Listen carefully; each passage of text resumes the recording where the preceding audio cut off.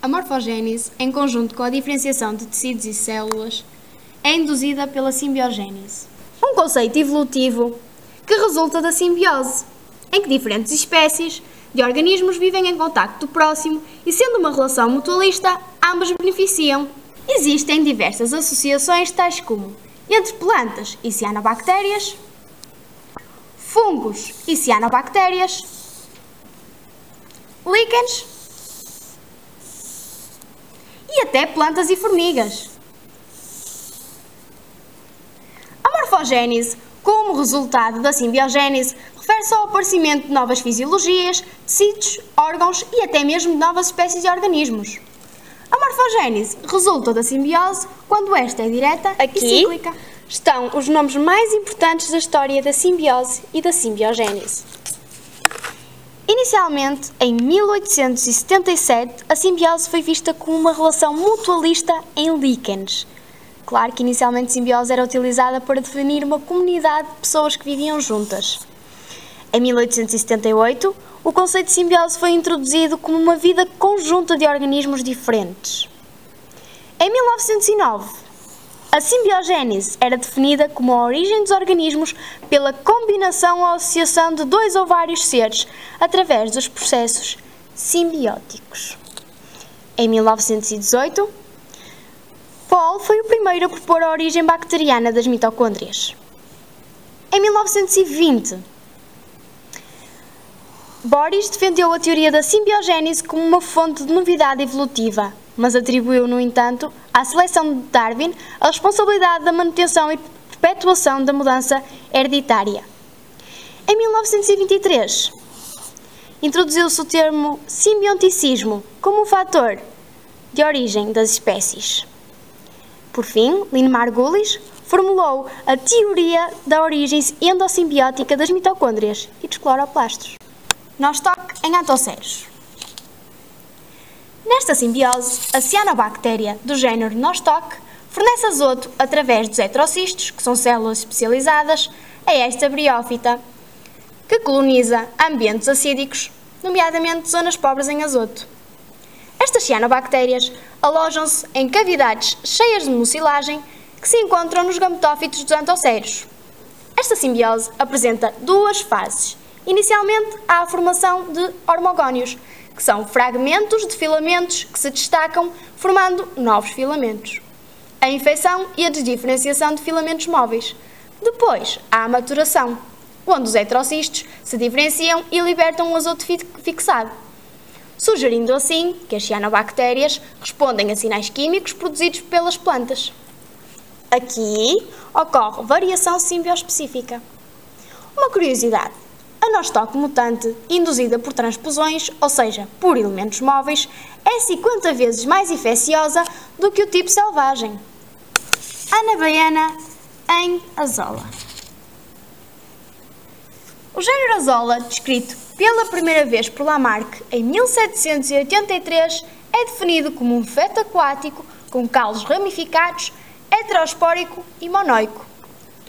A relação simbiótica com a cianobactéria anabaena considera-as como um superorganismo, ou seja, uma combinação muito bem sucedida na qual a simbiose é transmissível às gerações seguintes, o que a difere totalmente de outras simbioses, devido ao ciclo de vida deste feto. É no interior do lobo dorsal das folhas de Azolla onde existe uma câmara oval na qual as cianobactérias e outras bactérias não fixadoras de azoto se instalam. E é através dos heterocistos que as cianobactérias fixam o azoto, que posteriormente será fornecido à planta, e a planta, claro, fornece carbono a partir dos fotoassimilados. Aqui, os fatores de indução dos hormogónios são desconhecidos. Esta simbiose é muito importante no cultivo de arroz e atua na redução das alterações climáticas, é um biofertilizante, alimenta a pecuária, atua como um biofuel, ou seja, uma energia renovável, no controle de mosquitos e por isso é chamado mosquito fern, e por fim, como purificante de águas com metais pesados. Nostoc em cicadófitas. As cicas são árvores ou arbustos muito comuns em climas tropicais e subtropicais, difundidas essencialmente durante a era Mesozoica. Aproximadamente 1/3 das espécies existentes albergam nostoque e até na baiana, no córtex da raiz central. No entanto, existem raízes que crescem em direção à superfície do solo, denominadas por apogeotrópicas, devido ao geotropismo negativo, e é onde se encontram maioritariamente os cianobiontes, e são denominadas também coloroides pela sua aparência nodular.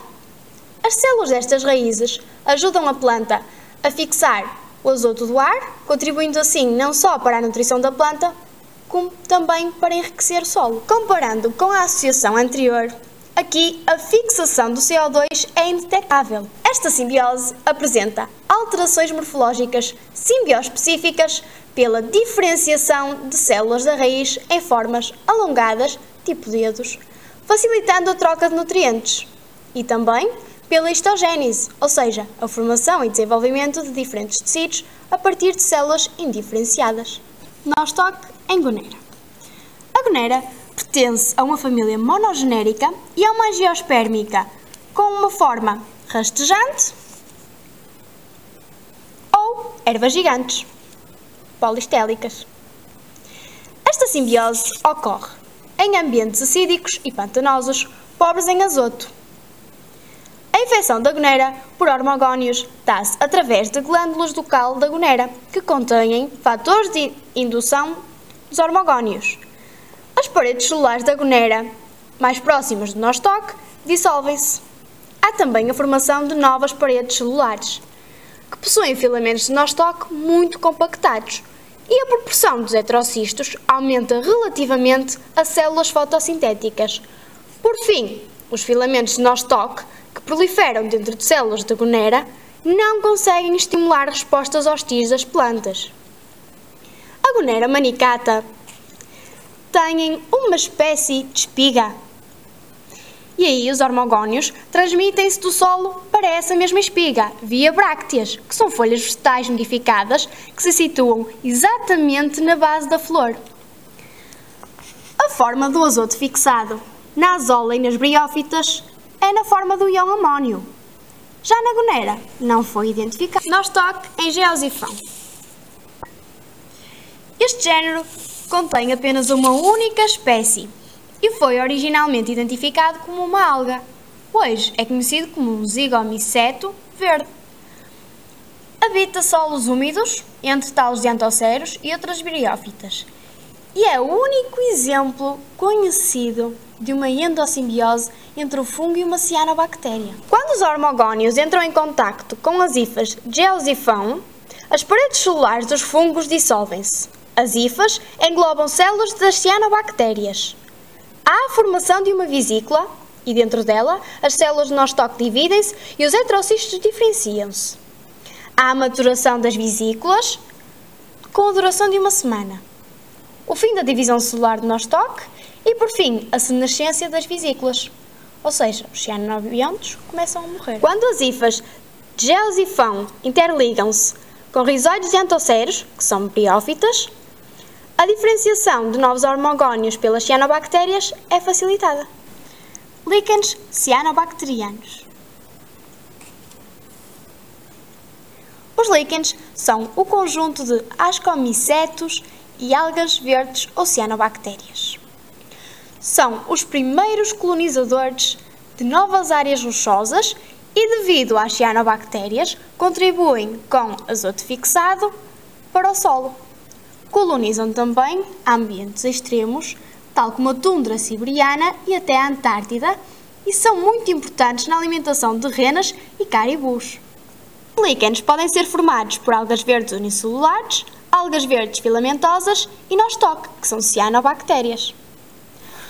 Quando os líquens têm dois fotobiontes em simultâneo, ou seja, algas verdes e cianobactérias, os nostoque encontram-se dentro de cefalódias, que são estruturas semelhantes a tumescências, e aqui há uma maior diferenciação dos heterocistos do que quando o nostoque é apenas um simbionte primário.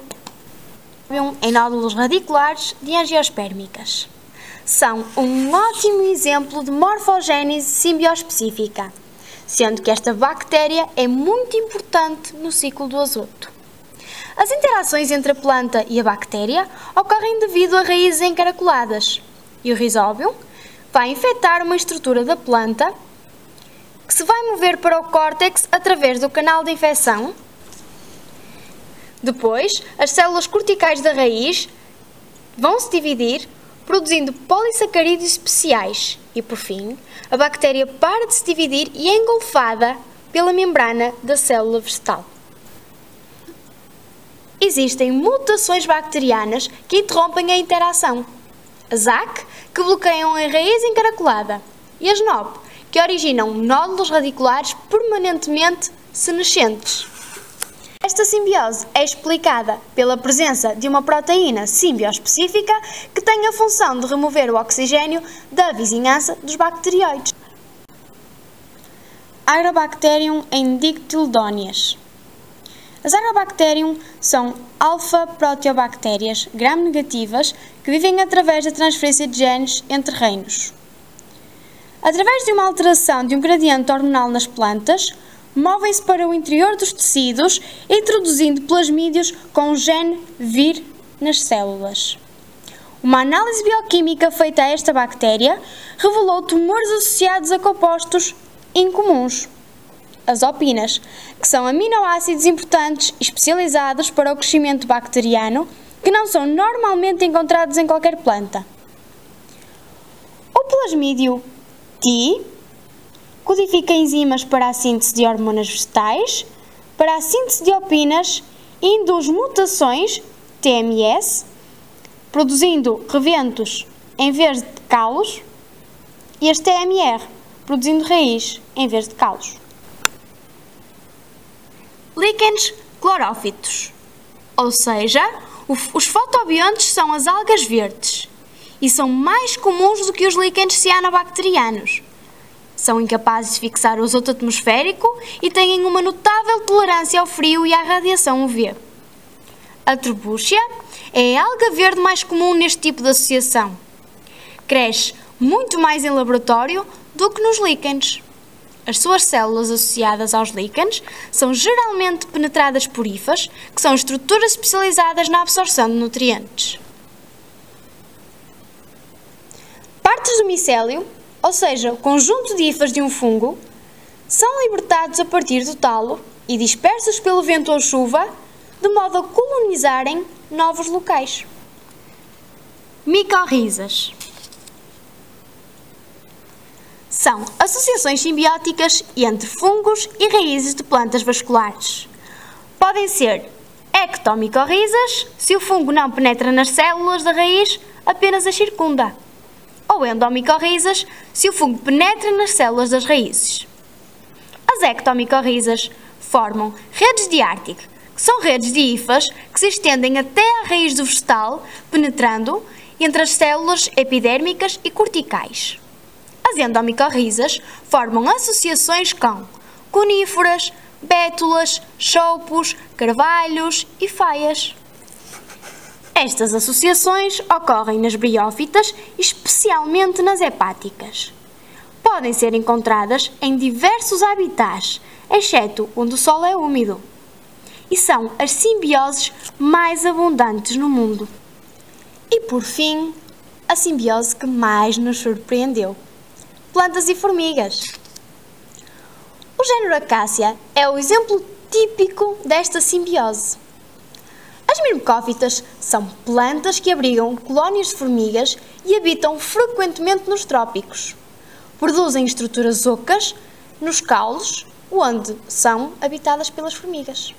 Desenvolvem também tecidos nutritivos especializados que formam órgãos meristemáticos armazenados pelas formigas.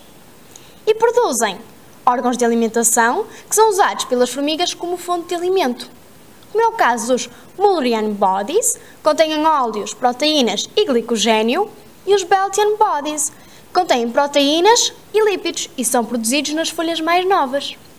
As mirmecófitas são protegidas dos herbívoros pelas suas formigas residentes. Nos membros australianos do género Acacia, os Beltian bodies estão ausentes. onde não há grandes pressões seletivas de herbívoros. As formigas também fornecem alimento às plantas, nomeadamente em algumas estruturas ocas. Das plantas, as formigas armazenam os seus excrementos, que são ricos em fosfatos e nitrato orgânico e vão servir de nutrientes para as plantas. Obrigada pela vossa atenção.